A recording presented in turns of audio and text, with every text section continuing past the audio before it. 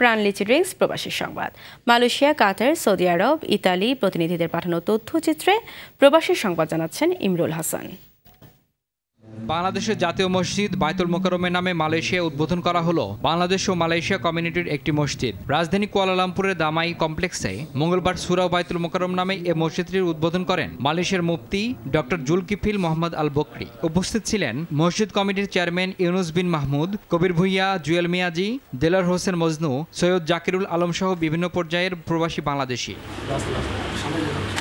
কাতারের তেল ও গ্যাস ক্ষেত্রগুলোতে নিয়োজিত বাংলাদেশি শ্রমিকদের উদ্যোগে যাত্রা শুরু হলো সামাজিক সংগঠন বাংলাদেশ তেল গ্যাস কর্মচারী ফোরামের। স্থানীয় হোটেলে আয়োজিত অনুষ্ঠানে এর ঘোষণা দেন ফোরামের অন্যতম আয়োজক জাফর আলী খান। তিনি বলেন, তেল ও গ্যাস ক্ষেত্রে নিয়োজিত শ্রমিকদের সামাজিক সহায়তা দিতেই ফোরাম গঠন করা হয়েছে। এ সময় ফোরাম সদস্যদের পরিবার, প্রবাসী বাংলাদেশিদের বিভিন্ন সামাজিক, রাজনৈতিক, সাংস্কৃতিক সংগঠনের নেতাকর্মী উপস্থিত ছিলেন।